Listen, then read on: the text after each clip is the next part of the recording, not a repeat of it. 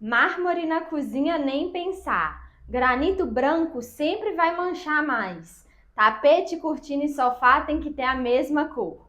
O vídeo de hoje é para esclarecer todos esses mitos e mentirinhas que já te contaram sobre a decoração da sua casa.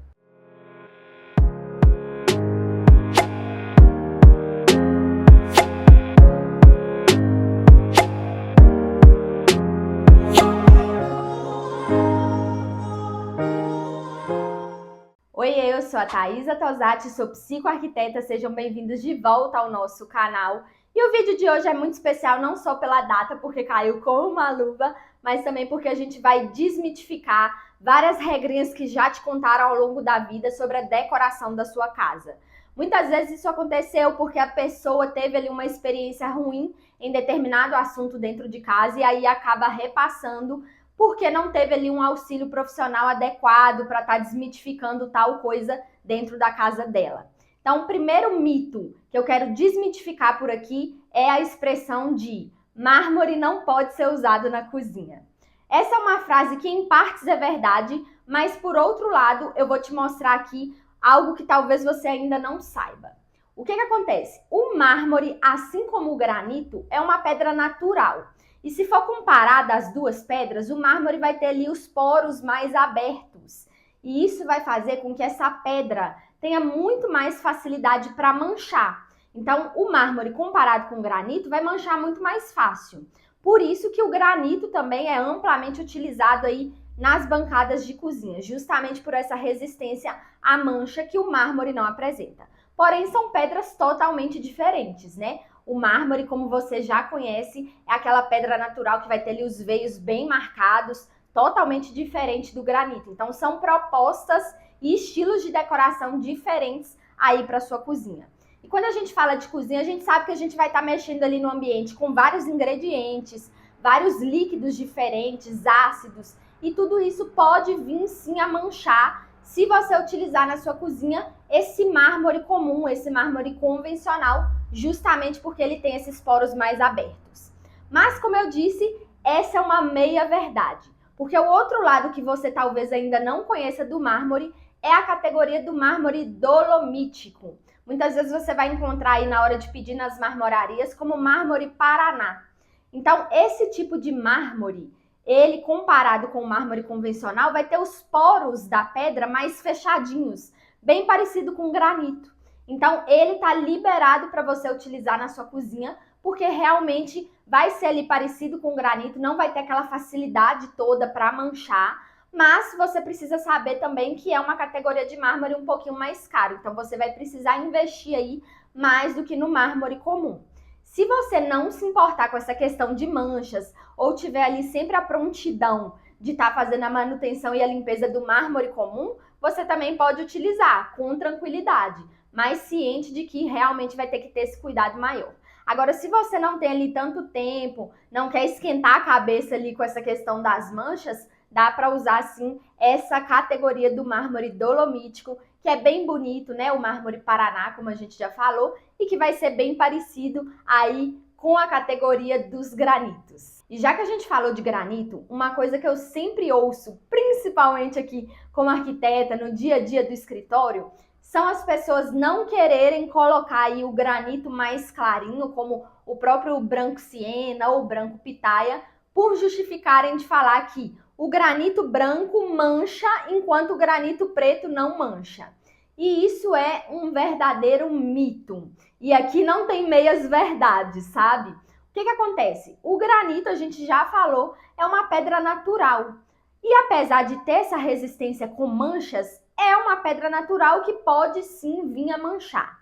O que você pode fazer para amenizar essa propriedade do granito?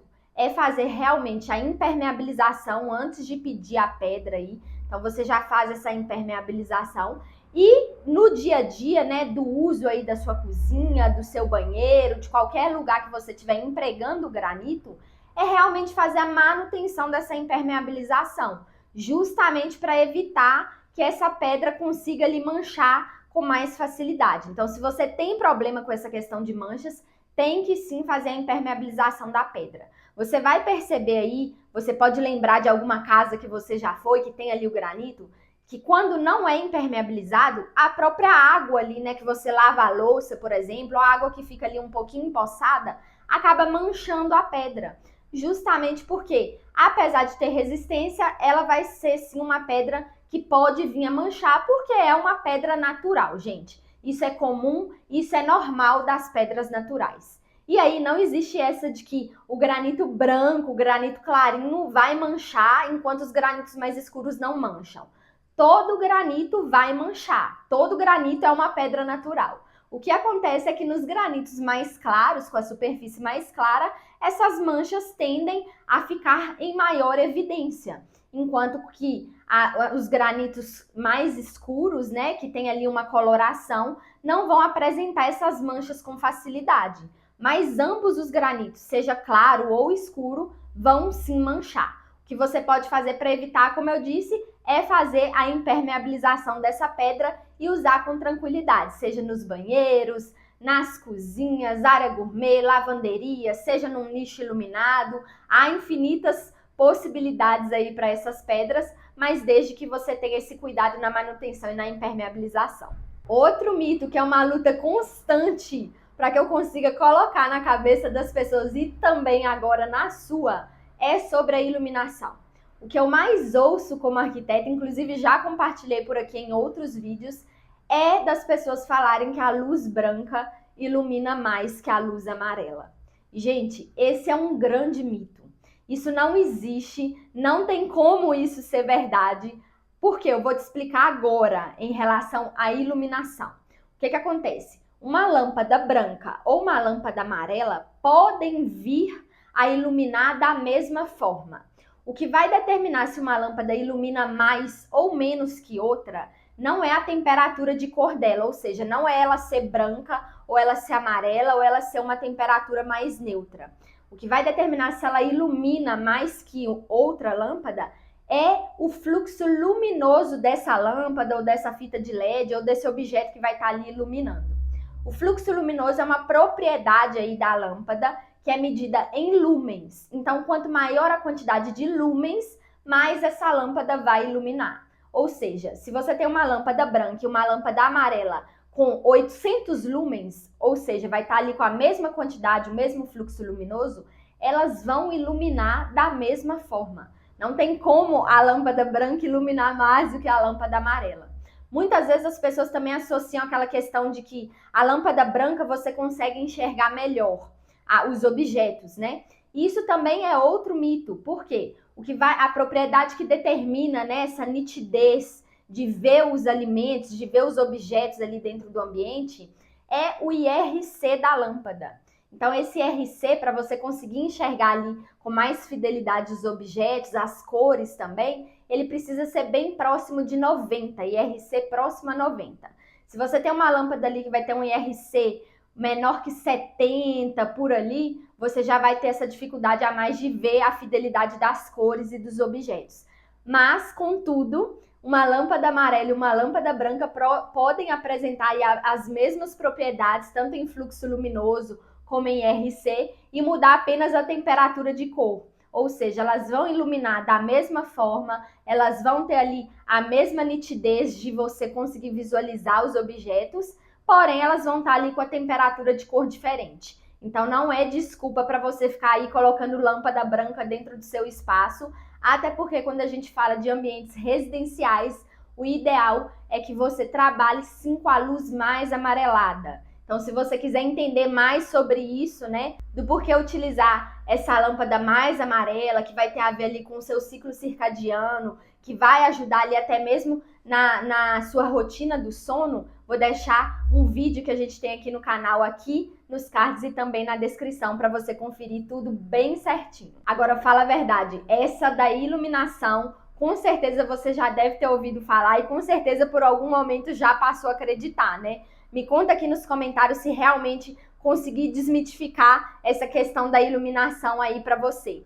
E se esse vídeo está te ajudando, já quero pedir para você deixar o like no vídeo. Não esquece de deixar esse like, porque ele nos ajuda muito, faz com que o YouTube entenda que esse é um vídeo e um conteúdo relevante, e com isso ele entrega para mais pessoas. E se você está me vendo por aqui agora, chegou por aqui de paraquedas, já quero te pedir para se inscrever no nosso canal se você curte esses conteúdos de arquitetura e decoração.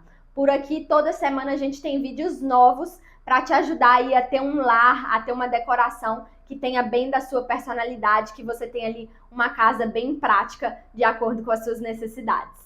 E já que a gente falou de iluminação, outro mito que eu preciso desmitificar aqui é sobre a iluminação de jardim, né? Do seu paisagismo aí da sua casa, seja aí na frente da casa ou no quintal que você tenha. É muito comum, até mesmo nos restaurantes que você vai ou em outros lugares, de você ver jardins aí sendo iluminados com luz verde. Gente, isso é um grande mito. Jardim não precisa ser iluminado com iluminação verde. Eu sempre falo por aqui que eu abomino essa ideia. Eu acho que fica tudo ali muito horrível, vira ali um Hulk, né, digamos assim. Por quê? Você tem ali todas as suas folhagens, as suas flores, sempre puxando mais ali para o verde, né? A gente está falando de natureza. Quando você joga uma iluminação verde nesse jardim, você pode reparar que todo o seu jardim vai ficar sempre muito verde. E você não vai conseguir ali enxergar as cores com fidelidade, porque vai estar emitindo a luz verde ali, então vai rebater sempre tudo muito verde. Você não vai conseguir enxergar a beleza ali das suas folhagens, das flores, as cores também, né? Então, o ideal para iluminação de jardim, de vegetação, é trabalhar com essa iluminação também mais amarelada. Você vai ver que essa iluminação amarelada, ela realça mais as cores das suas folhagens, das suas flores. Então, nada de iluminação verde por aqui. Essa é uma das coisas que eu nunca usaria na minha casa, de jeito nenhum, nem se me pagasse, não tem como, eu não consigo engolir isso.